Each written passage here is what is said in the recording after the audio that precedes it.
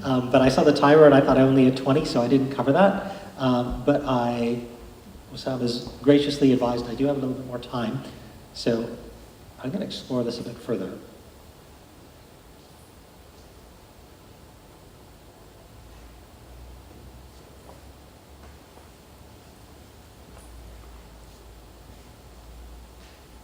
Okay, so I just took you through an example of Jesus, of Solomon, and what sounds like some supernatural phenomena going on.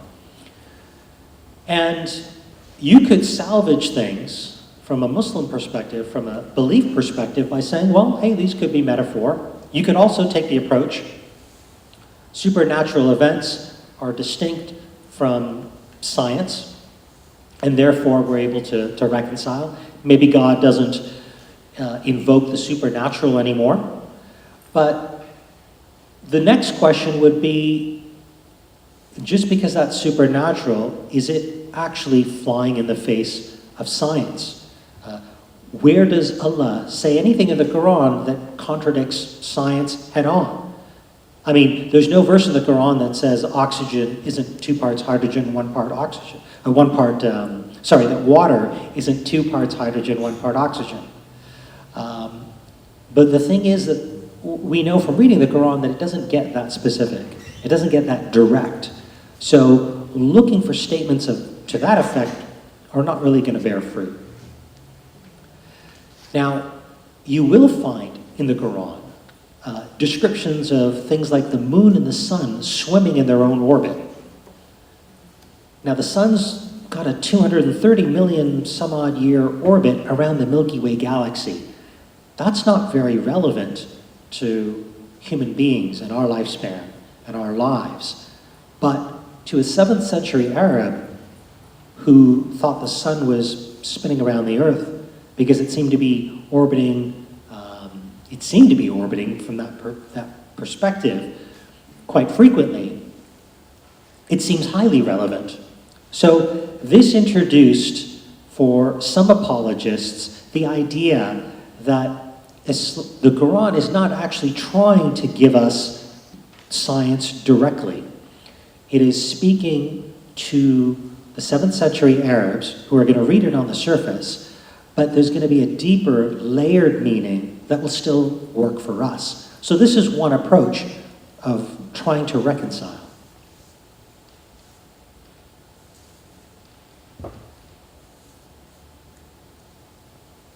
I'm sorry, you can't see the title there, but it's basically Modern Apologetics and the Multi-Layered Approach. There are modern apologists, like Hamza Sortzis, who left the scientific miracles claim paradigm behind, and he'll suggest that the Quran is multi-layered.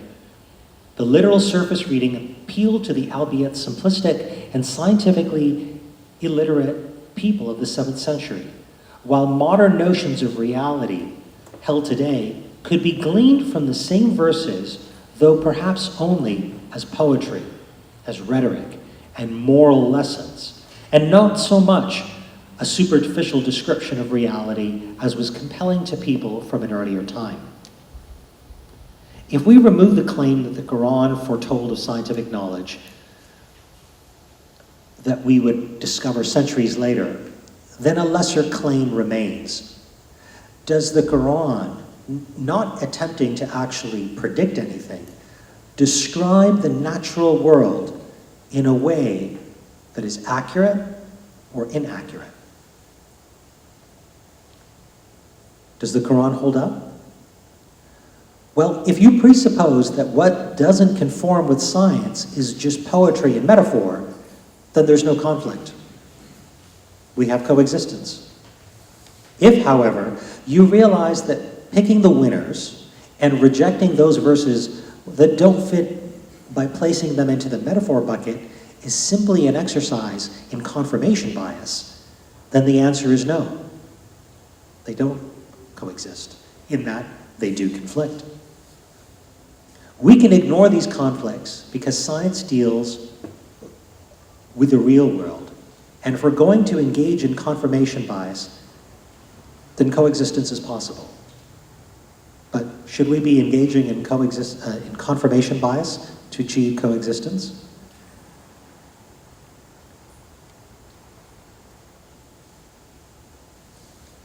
Here, again, this is cut off, but this is a video put out a few years ago. That's a screenshot where apologists who had been promoting a science in the Quran narrative had put out a video saying, we were mistaken, there are no scientific miracles in the Quran. And you'll see, even though I came from a fringe denomination within Islam that actually holds still to the scientific miracle claims, you'll see mainstream Sunni preachers, apologists, who are now, at least in the West, trying to get Muslims to back away from the science in the Quran narrative and saying it's dicey, it's dangerous, and people are leaving the faith because they came in from the science in the Quran narrative, and now they're leaving as they're finding holes there.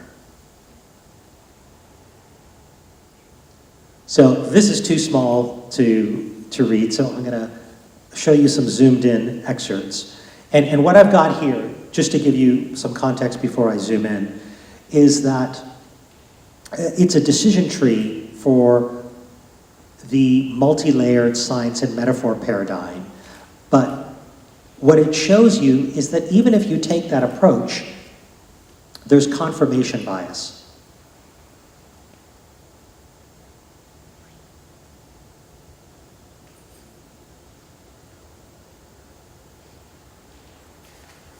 Okay, so we'll, thank you. We'll start on the top left, and we're not going to get through all of it, but I want to just give you an idea of the kind of thinking that's required.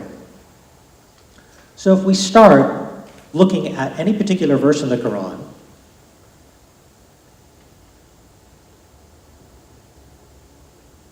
we can ask, does a literal reading possibly speak to phenomena in the natural world?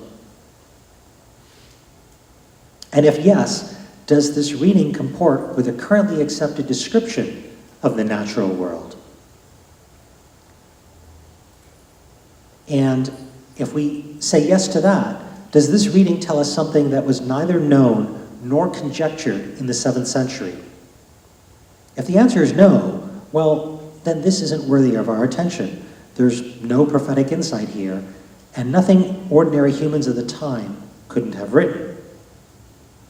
But let's jump around and consider something a little bit more interesting. If we start with under start, we have, does a literal reading possibly speak to phenomena in the natural world?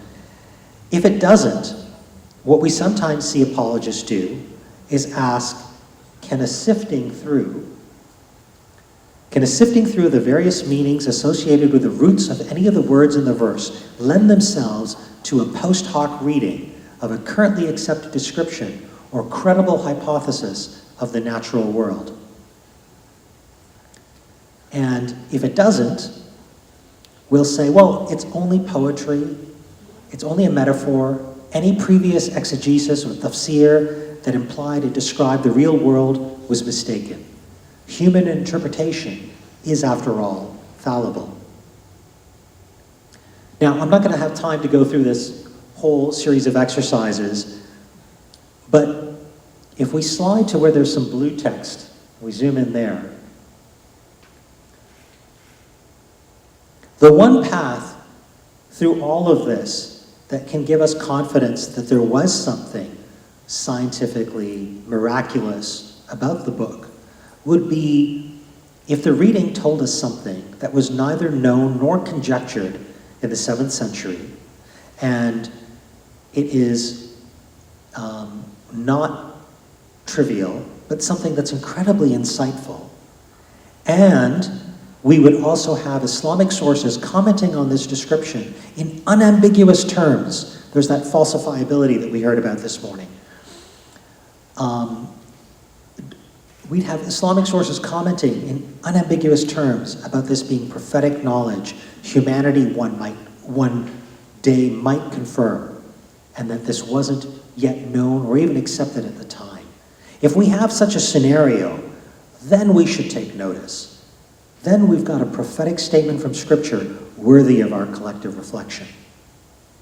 But as you can see, zooming out, there's a lot of spots where we are selecting the winners and rejecting the failures. If we can't read science in today, or looking back, we'll say that we were mistaken and it was metaphor.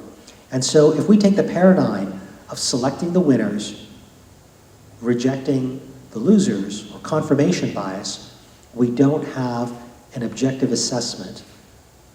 We don't have a paradigm that's leading us to truth.